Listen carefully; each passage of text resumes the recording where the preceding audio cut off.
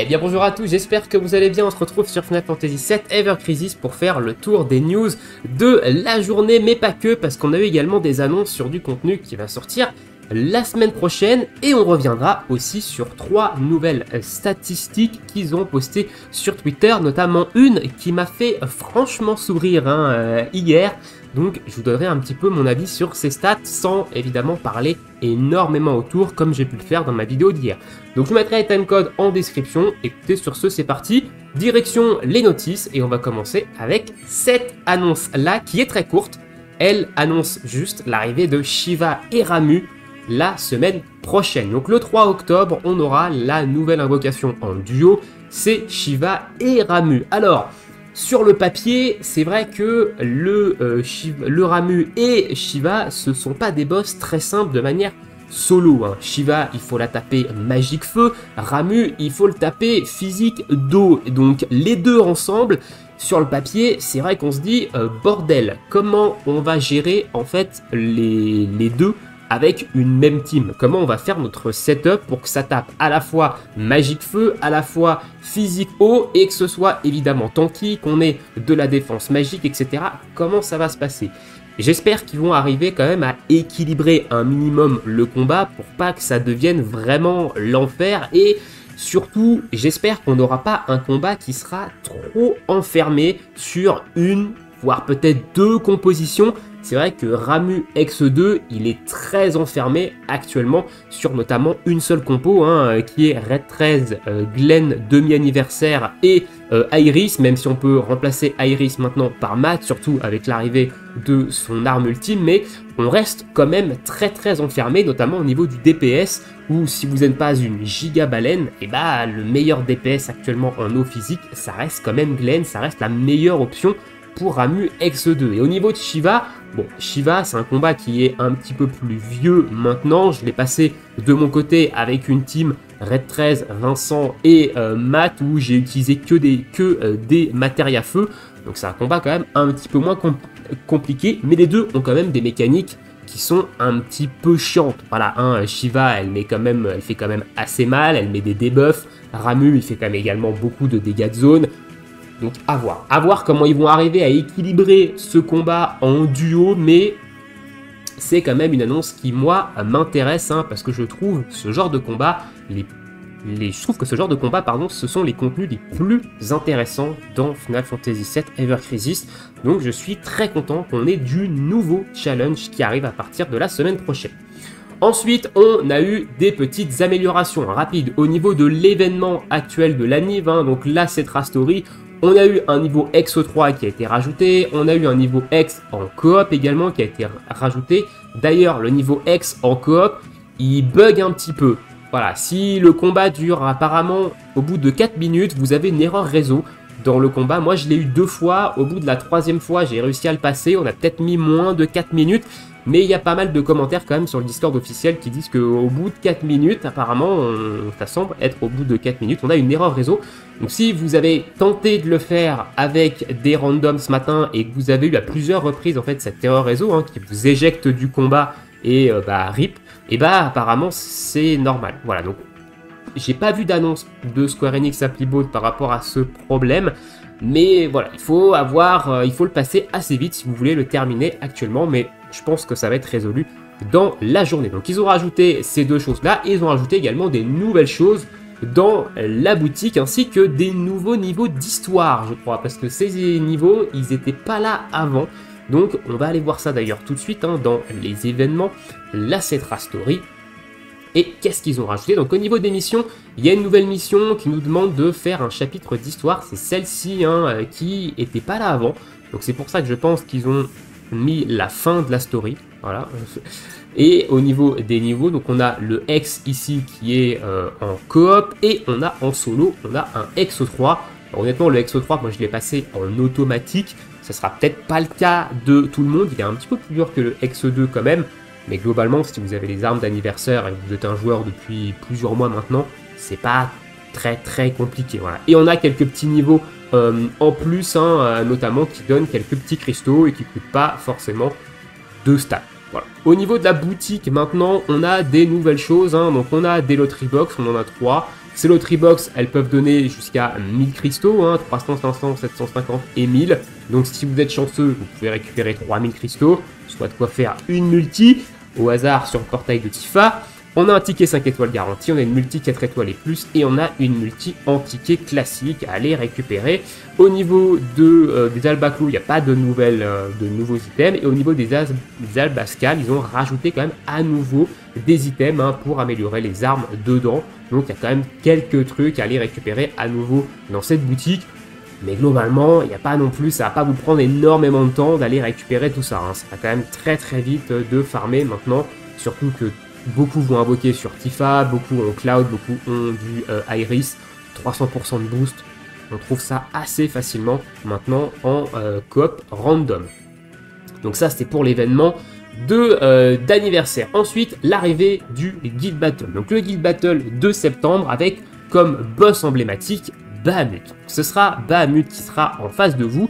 Alors, dans la notice, ils disent qu'il faut taper Magic non élémentaire. Hein. Ici, je crois qu'ils le remettent d'ailleurs un petit peu plus bas dans les tips. Non, ils ne le remettent pas. Là, donc, ils disent que en gros, il faudra taper non élémentaire pour lui baisser sa jauge de force. Mais attention, il faut bien taper Magic non élémentaire, hein, parce que ce matin, j'ai vu des gens qui disaient oui, mais du coup, c'est pas mentionné qu'il faut taper Magic, on peut aussi taper physique, etc. Alors oui, vous pouvez taper physique, hein, il n'y a aucun souci. Néanmoins, vous allez faire 2 fois moins de dégâts que si vous tapiez en Magic non élémentaire. Pourquoi? À cause des buffs. En fait, les buffs, ici, vous voyez que vous avez 2 fois plus de pourcentage de bonus magique que de bonus physique. Donc si vous tapez physique, vous allez taper 2 fois moins fort que si vous tapez magique. Après, si vous avez aucune optique magique non élémentaire et que vous avez une très grosse optique physique non élémentaire, peut-être que vous pouvez potentiellement vous en sortir.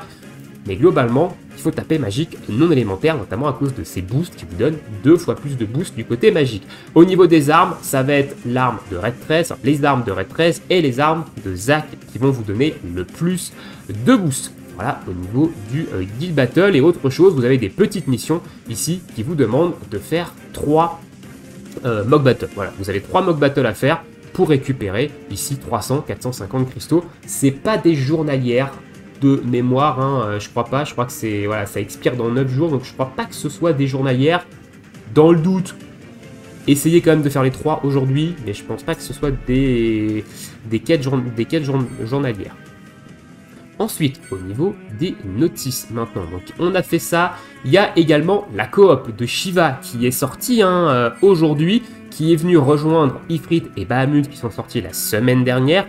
Pas spécialement de nouveautés hein, dans cette coop de Shiva, pas de reset, pas de nouveaux stages d'ailleurs. Si vous aviez déjà clean les différents stages une fois lors de sa précédente venue, il n'y a pas de nouvelles choses. Néanmoins, vous pouvez à nouveau du coup farmer les nobles memory pour monter Shiva jusqu'au niveau 10. Personnellement, c'est ce que je vais faire. Je vais aller rapidement clean l'event, quoique je vais peut-être même le faire qu'avec les niveaux quotidiens hein, à l'événement. Et je vais bien farmer Shiva dans l'optique de la montée au moins niveau 10. Voilà, dans l'optique de la max, hein, j'ai gardé pas mal de potes de côté. Ensuite, on va parler un petit peu des reports qu'ils ont postés ce matin sur Twitter. Donc j'en ai parlé, j'ai parlé de 3 reports hier et on a parlé également des revenus. Mais là, ils ont annoncé, ils ont posté 3 autres reports qui sont plutôt intéressants. Alors le premier, c'est celui-ci. Et c'est le nombre de joueurs qui ont réussi à passer Ifrit et Bahamut X2. Donc ils sont 10 143 joueurs. À noter que on m'a fait remarquer également dans ma vidéo d'hier que les stats s'arrêtent au 5 septembre PDT. Donc ça veut dire au 6 septembre chez nous. Depuis l'anniversaire, et notamment avec l'arme de Cloud, il y a beaucoup de joueurs qui ont passé ce Ifrit et Bahamut X2 et qui l'ont un peu brute force avec l'arme de Cloud qui tape en zone, avec les dégâts bruts, etc.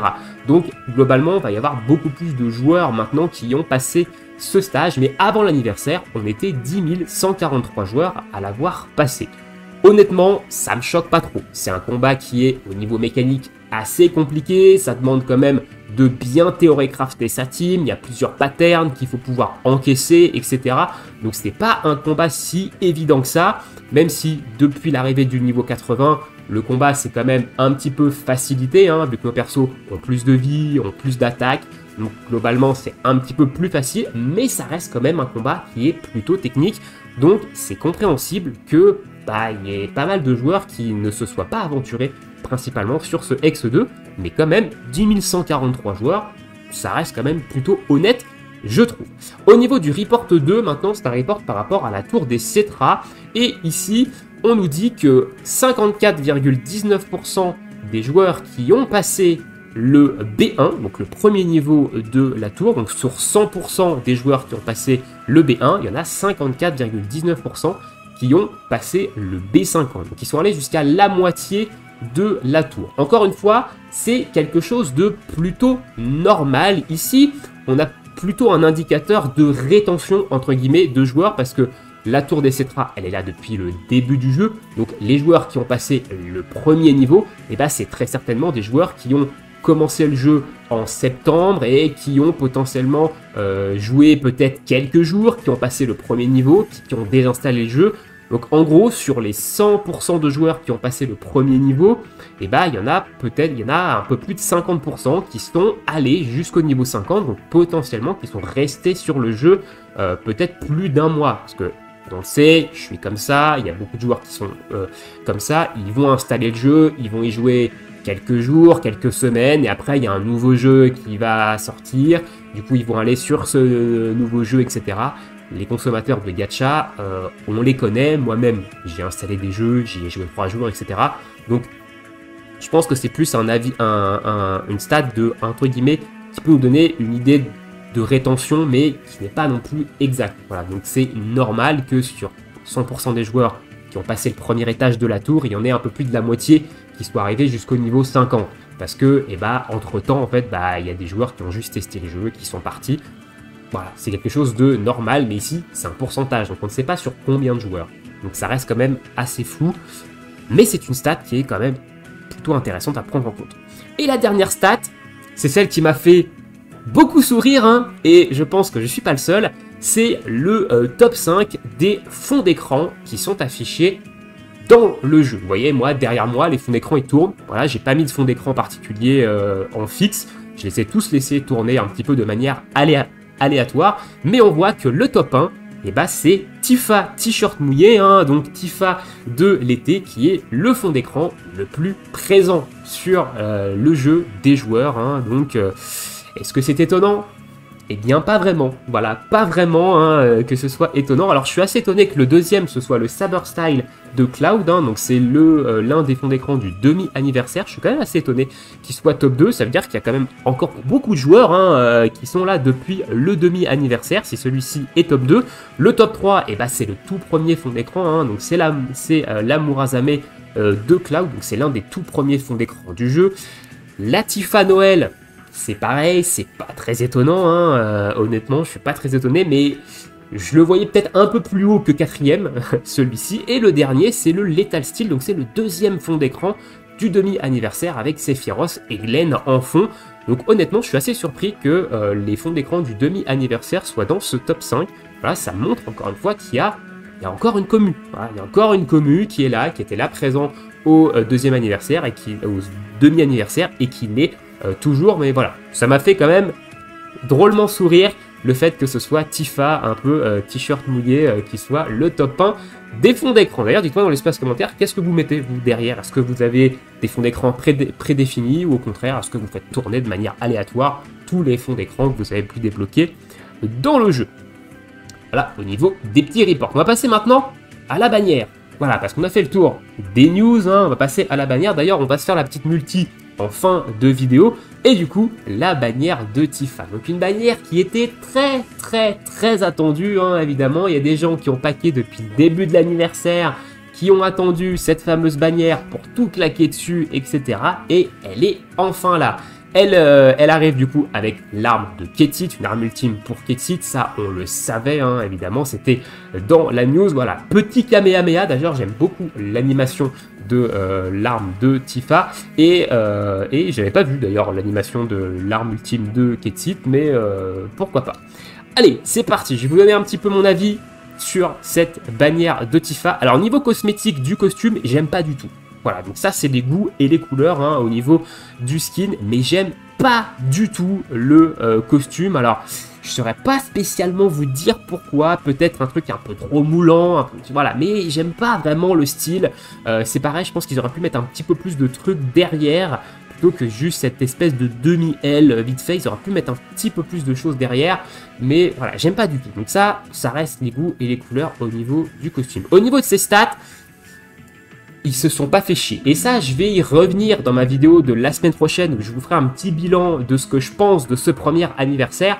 Mais au niveau du costume, en fait, on l'avait prédit depuis le début de la NIF quasiment, quoi. Enfin, plutôt depuis une semaine maintenant. Mais en gros, c'était obvious que ça allait être un costume comme ça. Donc on retrouve le boost d'attaque sur tous les alliés. C'est la airabilité première qui est présente sur tous les costumes de la NIF. Et en deuxième, on retrouve exactement la même chose que sur Yuffie et que sur Cloud, mais version magique. Hein. Je l'avais dit, hein, de toute façon, on peut prédire son costume. Ils vont pas s'emmerder, ils vont mettre Attack All et la version magique du boost qu'il y a sur le costume de Cloud et de Yuffie. Et bah, ça n'a pas manqué. Voilà. Il est là, donc 10% d'attaque magique et 10% de dégâts magiques supplémentaires. Alors 10%, c'est pas 5% qu'ils ont, Yuffie et Cloud.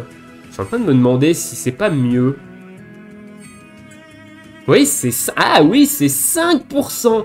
Là, on voit qu'ils aiment Tifa. On voit qu'ils aiment Tifa, qu'ils lui donnent de l'amour, parce que même sur son costume, qui est quasiment un copier-coller, hein, de tous les costumes de la NIV, la deuxième air habilité, elle est mieux.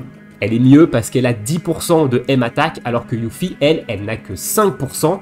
Et au niveau de Cloud, je crois que c'est pareil, hein, il a que 5% également de P attaque. Si je me trompe pas, ouais, il a également que 5%. On voit quel est le personnage préféré des devs. Hein. Là, pour le coup, désolé, mais elle a 10%, les autres ont 5 et 10. C'est pas moi qui l'ai dit, c'est marqué. Voilà. Mais voilà, 10% d'attaque magique et 10% de dégâts magiques quand on attaque en posture d'attaque avec la jauge au max. Et au niveau de son arme, je dois vous avouer que je m'attendais pas du tout à une arme comme ça. Je m'attendais plutôt à une arme qui allait vraiment cogner très fort en mono-cible, hein, une très très grosse arme de DPS. Néanmoins, cette arme, elle reste forte. Elle reste forte parce qu'ici, on a une arme qui tape magique non élémentaire en mono-cible, qui va nous donner un bonus de hâte la première fois qu'on va l'utiliser. Donc ça, c'est du copier-coller de l'arme de Cloud. Hein. Cloud a exactement pareil. Et surtout, on a l'arrivée du buff de l'attaque magique sur toute l'équipe. Et ici, on a une arme qui va buffer en fait en attaque magique toute l'équipe. Si vous l'avez OB0 et jusqu'à OB5, donc avant OB6, moins de OB6, vous montez jusqu'à un max de plus 2 en attaque magique. En fait, vous buffez directement plus 2 toute votre équipe en attaque magique. Et à partir de OB6, vous pouvez même stacker ce buff jusqu'à plus 3. Donc comme c'est une attaque, on va très certainement spammer, vu que ça va être une attaque de DPS principale, hein, même si l'attaque fait un petit peu moins de dégâts que des armes qui vont vraiment taper non élémentaire. Ici, on a une arme qui va nous donner en constant sur tout le fight un bonus de plus 3 en attaque magique. Et ça, c'est quelque chose de plutôt fort, hein, globalement. Et bah, c'est Tifa qui l'a. Mais ça fait une arme qui est plutôt sub-DPS que main DPS. Donc couplé à par exemple un Vincent Valentine avec son arme Hugin and Moon In, qui elle tape quand même jusqu'à 1300% de dégâts non élémentaires en mono-cible. L'arme de Tifa, elle, va jusqu'à 1100. Ça tape fort, hein, quand même, globalement. Mais du coup, Vincent va taper plus fort en termes de dégâts directs. Mais là, le Vincent, il va être boosté en permanence à plus 3 d'attaque magique. Donc, honnêtement, c'est très très fort. Hein. Cette arme, elle est vraiment forte. Au niveau de ses air habilités, eh ben, on retrouve le M Attack All, excellente air habilité également. Le boost de potentiel magique, très très bonne air habilité également. Et au niveau des slots de Materia, M Attack et un Sigil Croix. Donc globalement, moi je trouve cette arme, même si c'est pas ce que j'attendais principalement, je la trouve quand même très forte hein, ici. Parce que eh ben, c'est la première arme qui va booster toute l'attaque magique de votre équipe. Mais voilà, quand même un peu déçu que ce soit pas du gros, que ça tape pas du lourd en fait. En gros, j'aurais préféré une arme par exemple qui tape un petit peu plus fort, qui est peut-être même des dégâts bruts, comme ce qu'on peut retrouver sur l'arme de Cloud, mais en mono-cible et qui mette vraiment de la bonne patate quoi. Là, on va quand même mettre de la bonne patate, hein. OB6 c'est 1000%, attention, hein. Ça tape quand même. Et on va avoir également ce boost de M-Attack sur toute l'équipe qui est pour moi assez fort, qui est pour moi même très fort. Le bonus de hâte, on va l'avoir qu'une fois, mais ça reste quand même plutôt fort, hein. Ça permet d'accélérer vraiment le DPS en début de fight et surtout de buffer plus rapidement à plus 3 votre équipe. Voilà un peu ce que je peux vous dire sur l'arme de Tifa. Mais d'ailleurs, je reviendrai sur les différentes armes et différents costumes dans ma vidéo de bilan la semaine prochaine, hein, parce qu'évidemment, on a eu un petit peu plus de recul par rapport aux différentes armes qui sont sorties, il y a eu des tests, etc. Donc je reviendrai un petit peu sur ces armes dans ma vidéo de la semaine prochaine sur le bilan de l'anniversaire. Dites-moi dans l'espace commentaire si vous allez invoquer sur la bannière de Tifa. Moi, oui, je vais invoquer, hein, donc il y aura une vidéo invocation dans la journée, très certainement. Je sais pas si j'aurai le temps, je verrai, parce que j'ai une très très grosse journée de boulot aujourd'hui, donc j'espère pouvoir la faire aujourd'hui, mais sinon, ce sera au maximum demain. On va parler rapidement, avant d'aller faire la multi, de l'arme ultime de Ketsit, hein, quand même, parce que elle est là, même si Ketsit, c'est un personnage que personne ne joue, hein, si vous le jouez, dites-moi le dans l'espace commentaire, mais son arme, elle est très forte. Et ils ont sorti quelque chose de vraiment fort sur Ketsit, peut-être pour pousser un peu les joueurs à la jouer, mais son arme, je la trouve quand même très forte, hein, globalement. Alors, elle va faire des dégâts physiques magiques non élémentaires en mono-cible, hein, donc 1000%. Ça fait pas beaucoup de dégâts, mais on a l'arrivée ici du buff de hâte sur toute l'équipe. Donc 20 secondes de buff de hâte sur toute l'équipe, hein, ici. Donc ça peut vraiment vous donner un push de DPS pour DPS vraiment plus vite lors dans une phase par exemple d'interruption. Vous venez d'interrompre, vous venez de casser en fait les sigils du boss, vous claquez ça, donc vous avez vraiment votre ATB qui remonte extrêmement vite et vous pouvez vraiment le bourriner. En R habilité, buff debuff extension avec 20 points, donc ça fait un level 3, donc c'est 80%, c'est très bon parce que Ketsit il a pas mal de debuff, il a pas mal de buff également, et on a une nouvelle R habilité ici qui est Interruption ATB Boost, 25 points. Donc quand on va interrompre un boss, donc on va lui casser en fait ses sigils, et bah tous les alliés vont gagner plus 2 d'ATB directement quand le boss va être, enfin quand l'ennemi va être interrompu. Alors c'est déjà le cas, on gagne déjà de l'ATB quand on interrompt un boss, hein, vous voyez, vous avez votre barre d'ATB d'un coup qui se remplit, donc là on va gagner encore plus d'ATB. En gros, vos barres d'ATB vont quasiment être full sur tous vos persos au moment où vous allez casser en fait le sigil d'un ennemi. C'est quand même, ça reste quand même plutôt intéressant, je trouve. Ça permet de vraiment profiter de cette interruption en ayant une barre d'ATB full, combotée à celle de Sephiroth, hein, qui augmente ses dégâts lui quand l'ennemi est en phase d'interruption. Ça peut donner quelque chose d'intéressant et couplé évidemment au buff de hâte sur tout le monde, ça peut quand même être cool. Malheureusement, Ketsit c'est quand même pas un personnage extrêmement joué et je sais même pas si jamais je drop son arme, je sais même pas si moi-même je le jouerais. Voilà. Peut-être que je le jouerais, mais comme ça voilà. Mais son arme, elle est quand même forte, je la trouve quand même plutôt forte. Voilà, on a fait le tour des news, on a fait le tour des petites stats qu'ils nous ont postées ce matin sur Twitter. Je vous ai donné mon avis sur la bannière de Tifa ainsi que sur l'arme ultime de Ketsit. On va finir avec cette petite multi à taux doublé. Petite multi gratuite. Écoutez, c'est parti. Est-ce qu'on va avoir du 5 étoiles ou pas? 15% de chance d'avoir du 5 stars, hein, sur cette multi. Pas de costume de samouraï. Allez mon Cloud, s'il te plaît, hein, on veut de la luck. Aujourd'hui, c'est le jour où il faut de la luck, hein, parce que évidemment, vu qu'on invoque aussi, on invoque vraiment sur Tifa, donc on veut de la luck. Allez, commençons avec une belle luck. Alors me dis pas qu'avec 15%, je vais pas avoir un 5 étoiles. Alors frérot, me troll, genre pas du tout. Et bah si.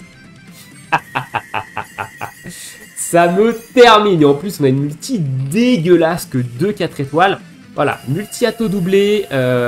Et moi, je fais partie de ces gens qui ne dropent absolument pas de 5 étoiles. Voilà, je ne fais pas partie de la secte qui drop 4, 5 étoiles sur ce genre de multi à tout doublé. Moi, je fais partie de ceux qui dropent absolument rien. Mais pas de panique, c'est évidemment pour garder ma luck pour Tifa. Rendez-vous dans la vidéo invocation, hein. Peut-être que ce sera également la même luck dans la vidéo invocation. Je vous laisse ici, je vous souhaite à tous une très bonne journée, une très bonne soirée, bon jeu à tous, et à bientôt, ciao ciao.